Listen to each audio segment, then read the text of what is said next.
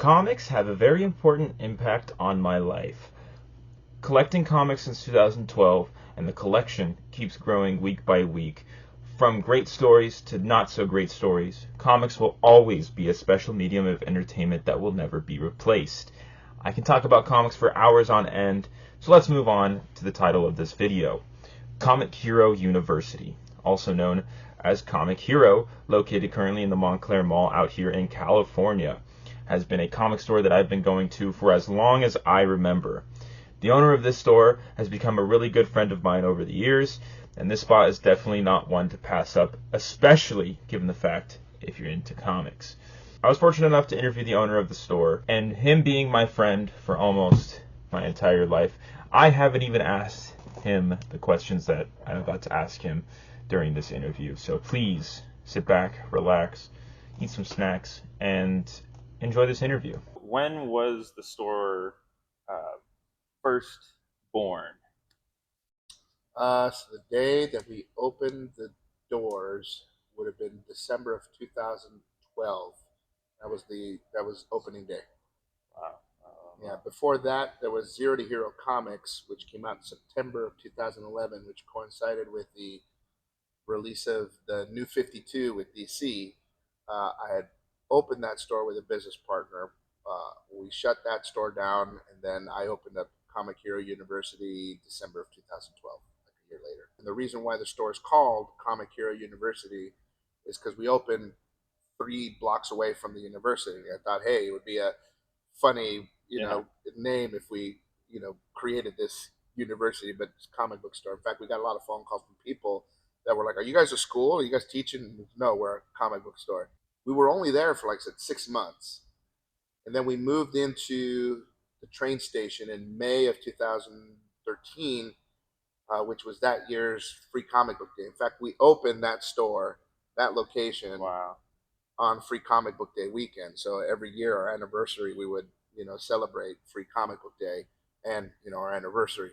I remember the first comics that I bought from you were Superior Spider-Man, for sure. It was Amazing Spider-Man 2 had just come out in theaters, and I watched it. Oh, Andrew Garfield. Andrew Garfield, and then I came in asking about what's the most recent Spider-Man story. You said Superior, and you're like, this one's pretty good so far. Yeah, that Got me was hooked. Dan Slott, Yeah. Ryan Stegman, who would trade writing duties with Giuseppe Camuncoli. So it would be like Ryan Stegman, Giuseppe Camuncoli, Ryan Stegman. Uh, I would pitch that book to everybody because it was good. It was really good. What inspired you to open up your own store in the first place? What's pretty interesting is that I never thought to myself that I wanted to open up a comic store. That was never a thought that had kind of got into my mind.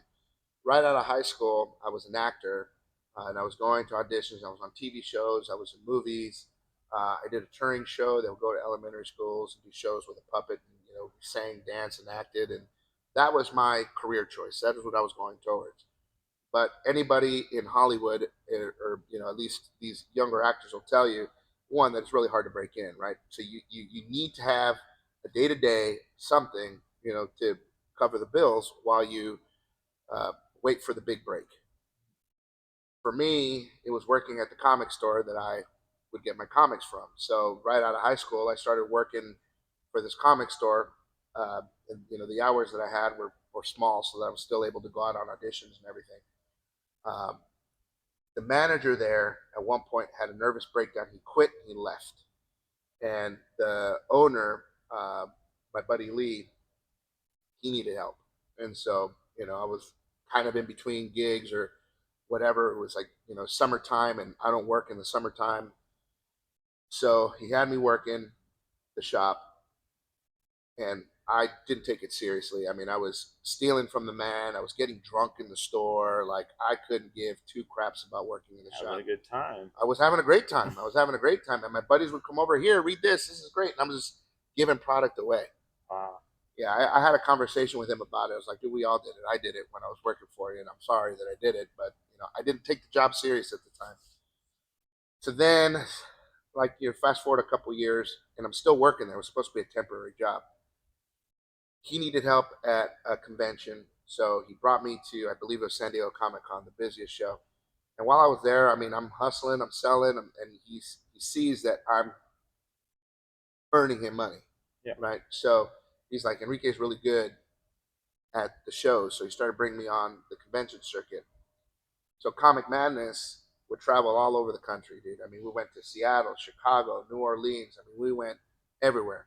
And my job was to drive the product to the conventions, help them set up, sell it, tear it down, and bring it back home. And I remember I did this for a few years. I remember one year in Chicago, he walked away from the booth. He got comfortable with me, kind of run the booth on my own. And it was just him and I. And he was gone practically the whole weekend. In fact, I think his son was there that year. I don't remember exactly, but point being is, over the course of that weekend, I earned about $15,000 all by myself, 3 days. And I'm thinking in my head, I'm only gonna get paid like $500, and I did this all by myself. So why don't I cut out the middleman, do it for myself? And that's when I started the process of opening up my own shop. You know what it was too is that when I was at a convention, when you're working at the shop, it's one thing because you're kind of relegated to people that are going in there that particular day, right? And I mean, it's true at the convention, but the convention, like, people are there to buy. They're there to buy. They have the mentality to buy. And there's so many people there. And I could sit there and I'm talking to people about comic books, and they're like, "Oh, I want to buy that," and it was the conversations that I was having with people that I realized, like, I like this. I like doing this. When I was working the shop, I don't know, maybe 3 or 4 people would come into the store, and I didn't have that engagement. Whereas the convention, I was dealing with hundreds of people a day. And if I had some downtime, I was sitting there talking with somebody, man, I would get excited about the comic books that I was talking about. And I would get them excited, and that made me feel good. And those people at the conventions, they kind of know what they're looking for, For the and most and part, and they know their stuff as opposed to just somebody who's coming in. Oh, look, there's comics, and then they don't know anything about comics. right, right. So To some extent, yeah, that's true. I mean, you would almost say that a convention is a comic book store times 20. Here where we are, like, we do have people that come in here with kids and stuff, and they're always asking the questions like, "What's good? What can we read? My kid is into this," and talking like, just get out of the way, parent. Let me talk to the kid here and see yeah, what the kid is into. And if I can get the kid excited again, that gets me excited. Once you see those little eyeballs like perk up with, like, Iron Man did what? Sonic the Hedgehog is teaming up with Batman. Stuff like that, and you see them get excited. That for me is why I do what I do. yeah. You get these Awesome. kids. You see them get excited. You now realize that this kid is a comic reader forever, and he's going to remember this moment. This dude, introduced me to comic books. Yeah. That I think is like my forever legacy. Do you feel that part of that is you see the younger you in that child that is wanting to get invested into comics? So I'm 45 years old, Okay. and I feel like I never grew up. I surround myself in comic books. I play board games every day. I play video games every day.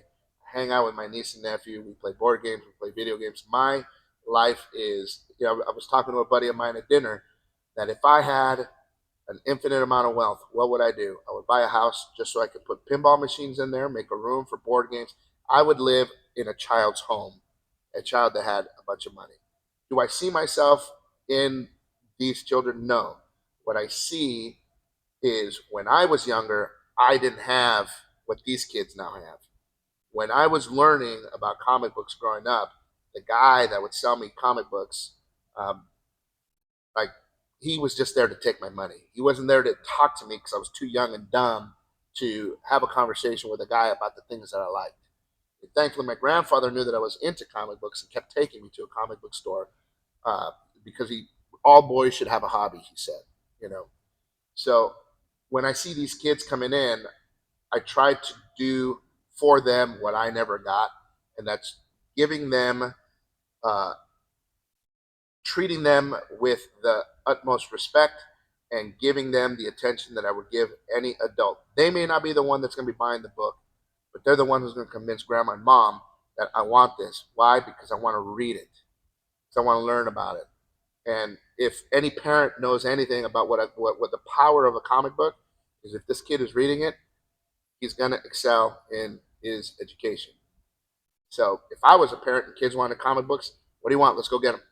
You know, number three, cool. Worry about one and two later, but we'll get you number three. When it comes to comic book stores, what do you think sets apart yours from other comic book stores that you've been to or heard of or seen or? Number one, there's a stigma that you hear when it comes to comic book stores. And that stigma being it's a dark cave run by an ogre who doesn't want to talk to people. He's surly, um, elitist, a gatekeeper. Kind of what's depicted in The Simpsons. Exactly. That's the stereotype. That is the archetype. And anytime you see a TV show or a movie or anything that depicts a comic book store, that is typically what we get. And so I try to break that stigma. I try to be engaging. I try to be in a well lit space. I try to have things, organized. I try to have a staff that is easily approachable. Um, I try to have people that can engage in conversation. Um, People that may not have the answer, but at the very least can communicate with you uh, what it is that you are looking for, maybe guide you. They may not say it's this book here, but they say, well, if you're into this, this is a broad answer that I'm going to give you, and maybe in that broad answer together they find the solution. I try not to turn anybody away. I try to do my absolute best in creating a safe environment, and by safe, I mean a place where a person will not feel that they're being uh, insulted in any way, a place where they feel that like they can ask a question and not be uh, put down. Uh, or Stereotypes. yeah, exactly, the stereotypes. I mean, a person walks in, you don't know what day they've had, they don't know what day I've had, but I try to put whatever day I've had behind me and give them the best experience they can possibly get in my store. Does that set me apart from every other store? No, because I think a lot of other stores do what I do, and I think a lot of stores are starting to break out of that stigma. There's a lot of stores that are run by women these days, which I absolutely applaud. And these women do a wonderful job. They do a wonderful job. And then you get the reciprocal. You get customers that come in and like, a woman runs the store, but you don't know what you're talking about. Let me go find a man to give me the answer. And it's unfortunate that comic books is a male-driven industry, when in all reality, my mantra for my store and my mantra in life is that comics are for everyone. And anybody who walks through that door, whether you've read a comic book before or not, if you want to come in here and read a comic book and you don't know where to start, my job is to find that comic book for you. If you come in here thinking comic books are for children, you are wrong. Let me find the comic book that will break that idea from your head.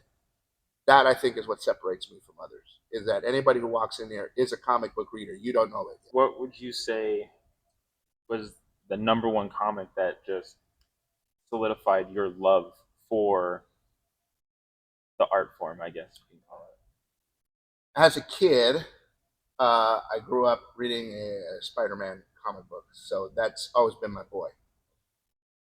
The comics that made me realize that, I mean, comic books is my thing was Secret Wars. The original Secret Wars came out in 1980s. The whole intent behind that comic book series was to sell action figures, and they had these two packs, or it was a single pack of action figures, but they wanted a broad spectrum of good guys and bad guys, but they wanted a story to go with it, because at the time in the 80s you couldn't do a toy line unless it had a cartoon behind it or a comic book behind it. So Secret Wars comes out, and I remember going to that comic store that my grandfather took me to, and I walked into it, and what did I see? If I recall correctly, it's either Secret Wars number 2 or Secret Wars number 3. On the cover, you had Spider-Man fighting the X-Men, and I'm like, Spider-Man's fighting the X-Men. Why it. is he fighting? They're buddies, they're pals, they're good guys. Why are they fighting each other? And when I picked up that book, I was like, oh, this is cool. This is really cool stuff. There's a bigger world of comic books beyond anything that I'd ever, understood back in my, 6-year-old brain. Yeah. But Secret Wars still remains in my heart as kind of the pivotal moment in comic books for me. When I first started reading comics, there was a lot of comics that I heard about were being deemed as the greatest, and I read them at the time. Didn't have as much respect for them when I read them, but as I read more comics over time, I began to have more respect for those comics I read when I first started getting into it. Do you feel that there is a particular comic that speaks out to you in that particular way? More now as an adult than I did as a kid. It's kind of interesting because growing up in the '80s, now um, my collection is predominantly Marvel comics. I'm not a Marvel zombie by any means. I read everything, especially now. I definitely read everything, and I have appreciation for everything. Whereas before, it was just Marvel. If it wasn't Marvel, I wouldn't read it. And I remember, in particular, Walking Dead first came out. I also love horror, and here's this comic book about zombies, and I refused to pick it up because it wasn't a Marvel book. And it wasn't until like the trade paperbacks came out, I think it was volume 6 or 7, that I started reading the trades, and it was too far to start going back and picking up the single issues. So I started picking up the single comics from then on out. And so Walking Dead for me was probably the book that broke me out of just reading individual comic books, or rather, not individual comic books. Sorry, got me out of reading just Marvel comic books. Outside of that, I started reading all these other stories. Kingdom Come, incredible story. Kingdom Come came out in the '90s, and it was a story about uh, outside of the main plot of the story. The reason why it was written is because in the '90s, Image Comics came out, and you had all these dark, gritty, violent superheroes, and the not the readership, but the comic book industry started to change towards these darker, grittier superheroes. But Kingdom Come was about towing the line, and Superman had to come in and show these dudes like this is what it means to be a hero. It's easy to kill, Yeah. but that's not justice, you know. So books like that, started to resonate a lot more with me as I got older. Um, I understood a little bit more. I would Craven's Last Hunt. Craven's uh, reasons for killing himself. You know, as an adult, I understood it better than when I was a kid. As a kid, it's like, well, what a loser. Yeah, in fact, I don't even think I understood what happened. I don't think that I understood that he had killed himself. Um, because he had achieved the ultimate thing that he had wanted to achieve. There was no other goal left in his life to do. So end on a high note, you know. And then I had heard about, it's a little different, but I had heard about the lead singer to Boston, whose name, again, I don't recall the lead singer's name, but this guy, I've never heard the music from Boston, the voice that this guy had. If this guy had survived and lived, Boston would probably be in like the top 3 bands of all time. This guy's voice was incredible. Developed cancer. They put out an album, which is incredible, beautiful album. Want to go out on his own terms. Boom. Brains on the wall in some hotel somewhere.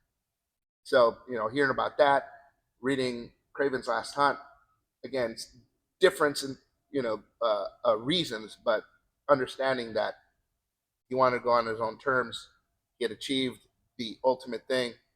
Okay, so books tend to resonate a little different when you get older, when you start to understand a little bit more and you read between the lines a little bit more, which is something you get from novels. Uh,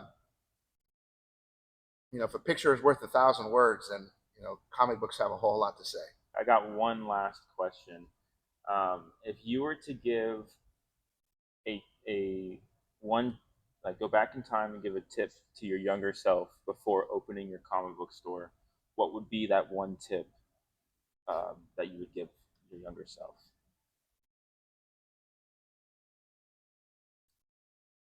I mean, outside of just telling myself to buy cases of Amazing Spider-Man 300 and New Mutants 98, and, here's a list of all these books. Go to the comic store, give them $100, and buy all the copies. Yeah. No, outside of that, The sports almanac. yeah, Comics. exactly. Back to the Yeah. Future stuff. Outside of altering the entire timeline because I would have all these books. Um, in all honesty, what I would tell myself is, don't ever give your books away.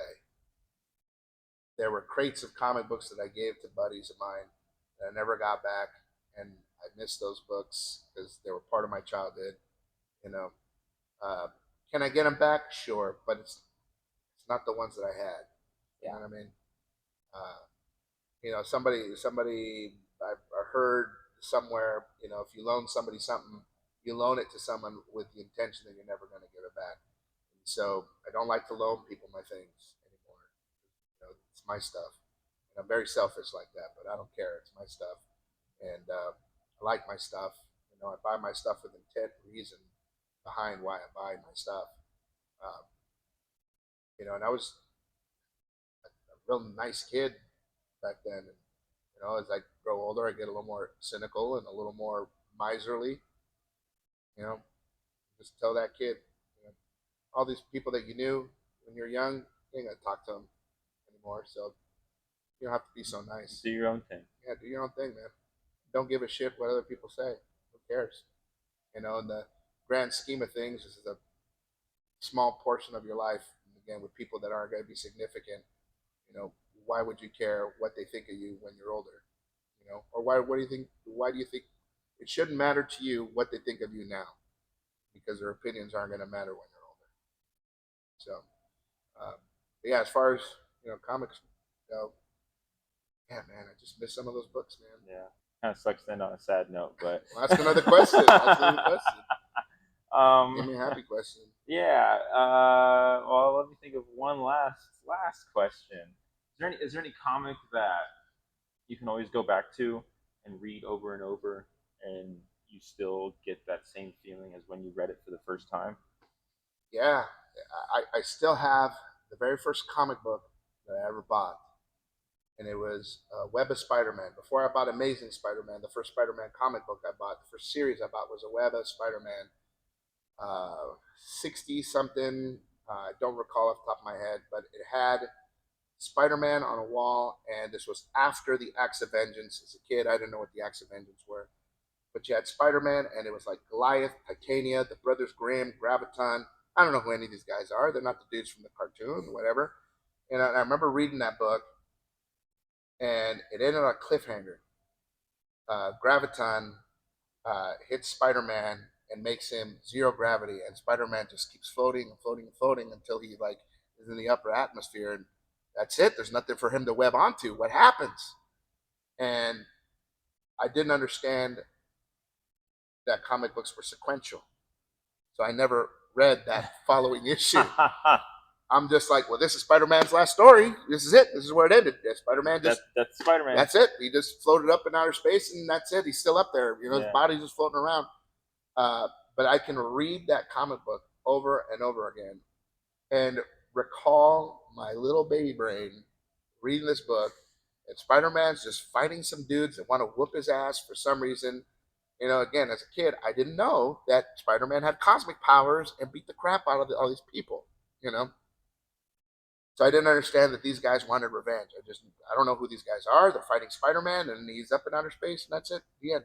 It wasn't until like a decade or two later that I finally got the second issue and realized that he finally got down, right? Yeah. It's Spider-Man. He's not dead, but that one issue, the very first comic book I ever bought, I can always just look at that cover and then just flip through the pages, read those words, and just take myself back to 1986, 1987.